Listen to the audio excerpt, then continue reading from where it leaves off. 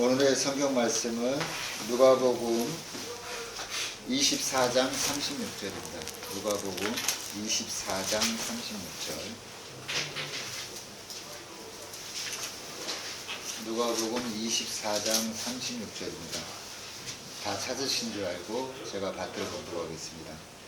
이 말을 할 때 예수께서 친히 그 가운데 서서 가라사대 너희에게 평강이 있을지어다 하시니 이는 하나님의 말씀입니다. 오늘의 말씀의 제목은 너희에게 평강이 있을지어다입니다. 홍승희 목사님 나오셔서 말씀 전하실 때 큰 은혜 받으시기 바랍니다.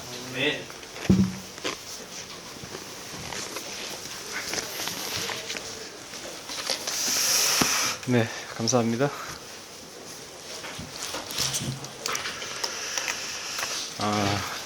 이화위귀라는 말이 있습니다. 이화위귀. 이화위귀라. 이거는 중국 논어에서 나오는 말인데요. 그 뜻은 무엇이냐? 화목을 가장 귀하게 여긴다라는 뜻입니다. 화목. 아마 가족이나 회사나 나라나 사회에서도 아마 이 화목만큼 중요한 것은 없을 것입니다. 또한 과하만사성이라는 말이 있습니다. 집안이 화목하면 가족 모두가 즐겁고 또한 모든 일이 잘 풀린다라고 했습니다. 이것이 인생의 진리인 것 같습니다. 가족이 화목하게 되면 첫째, 마음이 평안해집니다. 우리가 밖에 놀러 갔다가도 여행 갔다가도 힘들고 그럴 때는 제일 먼저 생각나는 게 가정이거든요. 그래서 빨리 집에 가자 그러잖아요.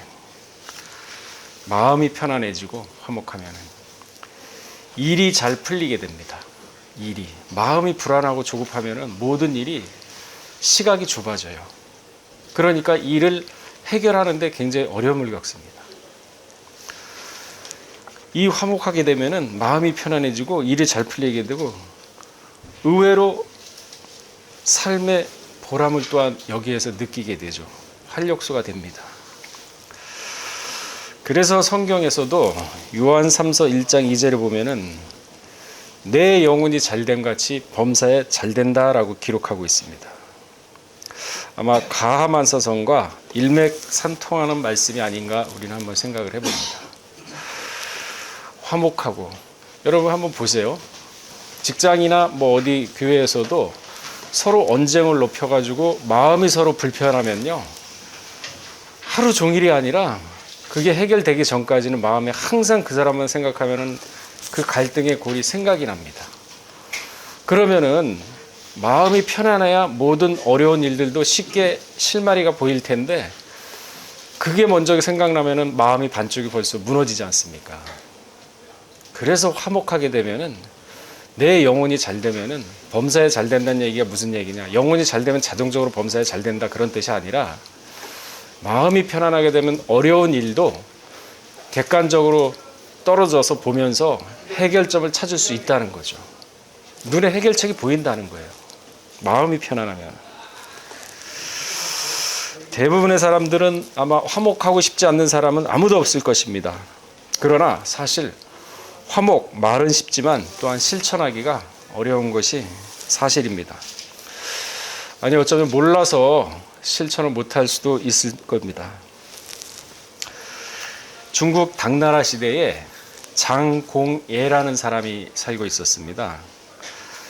장공예는 나이가 굉장히 많은데 구대가 한 지붕 아래서 아주 화목하게 살아가고 있었습니다.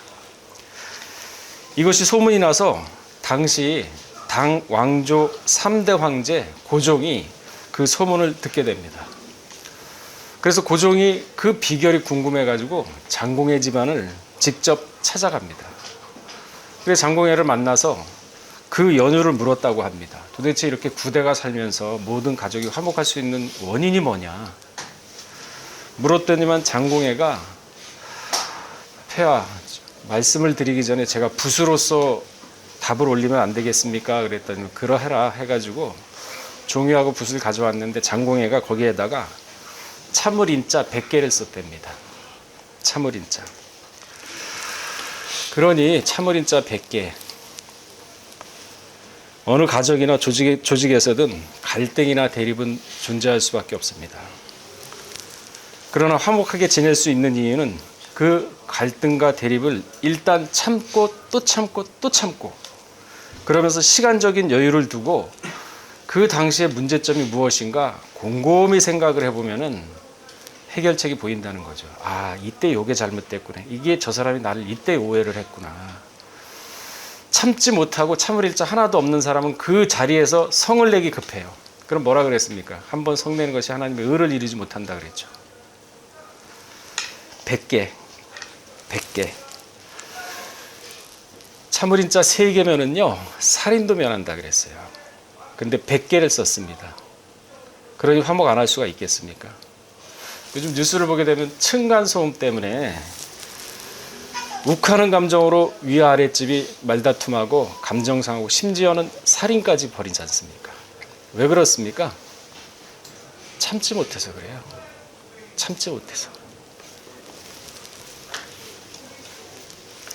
근데 장공에는 3번이 아니라 100번을 참은 것입니다. 요즘 코로나로 인해서 경제, 정치, 사회, 국제적으로 모두 힘든 상황에 놓여 있죠. 아주 어려운 시기를 보내고 있습니다. 이처럼 삶의 무게가 점차 가혹해질수록 가족 간의 화목이 더욱 절실해지는 이유인 것입니다. 여러분, 밖에서 힘들다고 해가지고 가정에서도 그 밖에 있는 걸 그대로 가져와서 가정에서 분란을 일으키면은요 안팎으로 다 꼬여요. 밖에서 힘들 때 가정에 들어와서 가장이 아내며 애들의 그 따뜻한 말 한마디며 이게 힘의 회복을 주고 원동력이 되어서 밖에 그 어려운 일을 갖다 다시 헤쳐나갈 수 있는 추진력을 얻게 합니다. 그래서 가함안서성이라 그런 거고, 내 영혼이 잘된 같이 범사에 잘되기를 원한다 그런 것이거든요. 근데 마귀 원수는 그렇게 놔두겠습니까? 안 놔두죠. 우는 사자처럼 틈만 보이면은 어떻게 해서든지 가정을 무너뜨리고 신앙을 무너뜨리려고 하는데, 화목의 적 원수는 바로 다툼입니다. 다툼. 그럼 다툼은 어디서 나오는가요? 여러분, 다툼이 왜 생기는지 아세요? 왜 저 사람하고 말다툼하고 왜 감정굴이 심한 줄 아세요? 그 원인을 아셔야 돼요. 잠언서 10장 12절에 보게 되면요, 미움에서 다툼이 납니다. 미움. 아, 저 사람 보니까 싫어. 저 사람 보니까 하는 행동도 말도 싫어. 벌써 그 미움이 있으니까 다툼이 나는 거예요. 그러니까 마음을 다스리라는 거죠. 잠언서 13장 10절에는 교만에서 다툼이 납니다. 저 사람보다 내가 더 뛰어나. 저 사람은 내 밑에 있는 사람이에요. 교만이죠. 교회는 그렇지 않습니다. 위아래 다 똑같습니다. 하나님 안에서, 주 안에서 한 가족이에요. 잠언서 15장 18절에는 분을 내는 것에서 다툼이 시작이 된다 그랬어요. 분내는 것. 잠언서 16장 28절에서는 패역하는 마음. 에이, 모르겠어. 알아서 해. 내가 상관없어. 그래서 악한 마음 품는 거. 패역, 거스릴 패, 다스릴 역입니다. 사람으로서 마땅히 해야 할 도리를 하지 않는 것. 해야 될 일인데 하지 않는 것을 패역이라고 얘기합니다. 이러한 것들 때문에 다툼이 나고 화목이 멀어지는 겁니다. 우리가 한 가지 알 것은요, 부모, 자식지간에도요, 부부지간에도 마땅히 가족 간의 예의 범절이 있습니다. 이것을 지켜나가는 것이 가정의 화목을 지켜나가고 유지하는 방법입니다. 그런데 부모는 자식을 내 소유라고 생각해요. 쟤는 내 소유니까 내 마음대로 한다고 생각을 하고 함부로 대하고 함부로 말을 합니다. 그러면 자아가 형성된 아이는 존중받기를 원하는데, 부모로부터 존중받기를 원하고 그러는데 부모는 함부로 해버려요.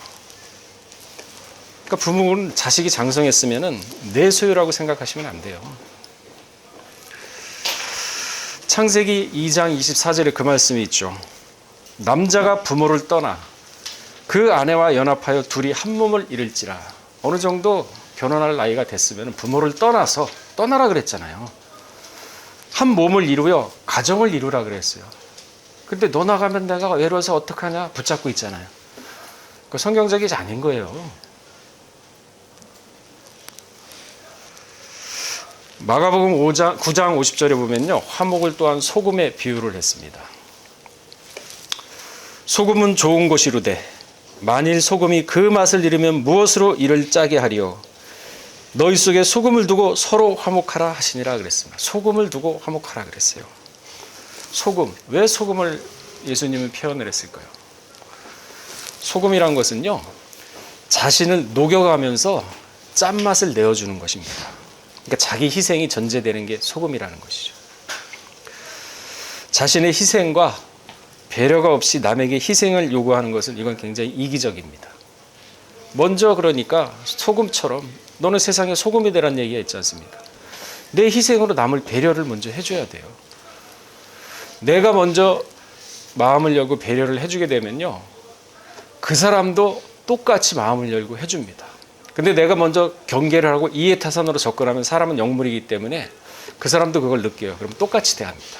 같은 사람이 되는 거죠. 구속사 시리즈 9권에 보면은 교회는 에덴 동산의 구속 운동의 연속선이다 이렇게 기록을 하고 있습니다. 537페이지였죠. 교회는요, 마지막 때 구속사를 이뤄갈 최후의 보루인 것입니다. 교회는 그래서 화목해야 되고 사람의 말이 있으면 안 되는 이유가 바로 여기 있는 거예요. 구속사를 이룰 최후의 보루가 교회예요. 그런 교회에서는 사람의 목소리가 나서는 절대 안 됩니다. 내가 시간을 내고 내 비용을 투자해서 하나님께 헌신하는 거룩한 장소가 바로 교회인 것입니다. 구속사 시리즈 7권 안식일을 지키라 338페이지에 보시게 되면요, 6일 동안은 세상의 일에 열심을 하되, 세상의 일에 대충 하라는 얘기가 아닙니다. 노동의 가치를 판단하고 열심히 일을 하되 사장이나 상관의 눈을 속이면서 대충 일하고 월급 받고 그러는 것이 아니라 성실과 정직과 충성으로 일하면서 내 이마에 땀을 흘리면서 수고로 번 돈으로 생활을 한 다음에 6일 동안, 그러니까 예배를 드리듯 열심히 세상 일에 봉사를 하면서 제7일 안식일 주일날 오셔가지고 세상 일을 모두 일제히 배제하고 오로지 마음과 생각과 뜻을 예배와 헌신에 집중하면은 그 6일이 7일의 완성으로 인해서 다 온전해진다 그랬습니다. 그래서 7일에 복을 줬다 그랬거든요. 그러한 마음으로 살아간다 그러면 하나님은 복을 주신다는 거죠. 날 자체에 복을 줬기 때문에. 그래서 사람의 말에는요, 행동에는 일관성이 있어야 됩니다. 여기 가서 이 말하고 저기 가서 저 말하고 말과 행동이 다르면 안 돼요. 하나님 봤을 때 그거는 가증한 거라 그랬습니다. 교회는 하나님의 보좌가 있는 거룩한 곳입니다. 하나님의 보좌는요, 공도와 의의 기초라고 구속사 시리즈 10권 325페이지에 보면 자세히 나와 있습니다. 또한 시편 89편 14절에도 분명하게 말씀해 주고 있습니다. 고린도서 5장 18절을 보시게 되면요, 모든 것이 하나님께로 났으니 저가 그리스도로 말미암아 우리를 자기와 화목해 하시고, 하나님과 우리가 죄인이었을 때 예수님이 십자가 달림으로 말해서 하나님과 우리를 화목해 했다고 지금 얘기하고 있지 않습니까? 그러면서 우리에게 너희도 이제 화목의 직책을 감당하라, 고린도서 5장 18절에 기록하고 있잖아요. 그리고 화목의 직책이 우리한테 있다는 거죠. 소금처럼 자신을 희생하는 화목, 갈등과 대립을 참을 인자 100개로 견뎌내고 이겨내면서 불화의 원인은 시간을 두고 차차 해결하라는 지혜, 남을 미워하는 마음, 교만한 마음, 분을 내거나 패역한 마음이 생길 때 소금처럼 참고 또 참고 희생하여 이러한 마음이 있어야 가족과 교회가 화목해질 수 있다는 거죠. 그래서 성전 지을 때, 솔로몬 성전 지을 때 돌을 밖에서 쪼고 성전 안에는 사람의 말이 없게 했지 않습니까? 그게 왜 그런 방법을 하나님이 쓰게 했겠습니까? 거기서 우리가 지혜를 배우자는 거죠. 그러면은 그러한 삶의 지혜를 우리가 얻을 수가 있어요. 근데 어찌 않고 그냥 무조건 기도하면서 다 해주십시오 하니까 하나님 해주나요? 다 줬다 그랬잖아요. 다 줬다고. 야, 나 다 줬어. 근데 우리는 성경을 연구도 안 하고 말씀을 마음으로 받아들이려지 않고 그저 막연하게 내 생각으로 그냥 그럴 것이다 해가지고 하나님이 이렇게 도와주시겠지. 그러니까 성경대로 세상을 보자는 거죠. 내 생각대로 경험대로 보지 말고. 다 좋다 그랬잖아요. 오늘 본문 말씀은요, 예수님이 부활하신 후에 제자들에게 나타나서 평강을 주시는 내용입니다. 이 하늘의 평강은 물질이 있고 없고 많고 적음의 평강이 아니라 그 모든 것을 초월한 진정의 하늘이 주시는 평강입니다. 그래서 사도 바울이 그 말씀을 하셨죠. 내가 비천에 처할 줄도 알고 부귀에 처할 줄도 알고 존귀에 처할 줄도 알고 거지 생활도 해보고 귀족 생활도 해보고 다 해봤다 그랬습니다. 사도 바울은. 거기에서 일체의 비결을 배웠노라 그랬습니다. 환경이 어렵다. 우리는 비관부터 하잖아요. 내가 이렇게 잘 살았는데 왜 하루아침에 이렇게 됐나. 사도 바울은 안 그랬어요. 그 환경이 어려워? 여기에 또 무슨 비결이 있겠구나. 그게 지혜예요. 마음을 다스리고 참고 자기 분을 다스리면서 그러면서 아 여기에 무슨 비결이 있겠구나 하면서 그 생활에 또 충실하다 보면은 사람이 지혜를 얻게 됩니다. 그래서 사도 바울이 존귀에 처하고 비천에 처해도 자기는 비결을 다 배웠다 그랬습니다. 비결을 배웠으니 어떤 환경에 있어도 헤쳐나갈 수 있는 능력이 있죠. 어려운 환경에 처했다고 비관만하고 불평등하는 사람은 그 능력을 못 찾아요. 길을 못 찾아요. 좌절할 뿐이지. 내가 일체의 비결을 배웠다 그러잖아요. 사도가.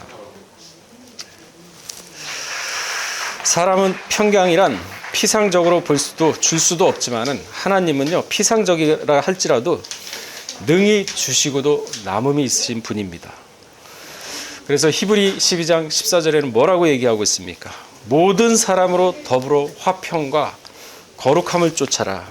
이것이 없이는 아무도 주를 보지 못하니라. 여러분 재림예수 보고 싶죠?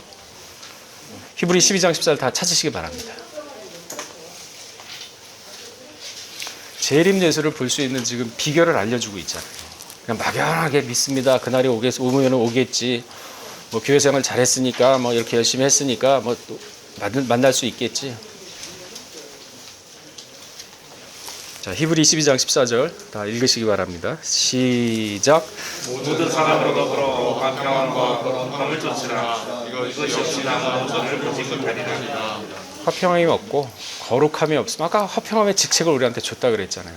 참을인자 100개가 아니라 3개만 해도 살인을 면하는데 우리는 툭 하면은 감정부터 앞세우잖아요. 그러면서 갈등의 골이 깊으니까 적을 만들고 예수 그리스도는 적이 없어요. 화평함과 거룩함이 없으면 재림 못 만나요. 그러니까 이걸 잊지 마셔야 됩니다. 신앙은 관념적이고 정신적인 차원에서만 머무는 것이 아닙니다. 신앙은 생활이며 바로 모험입니다.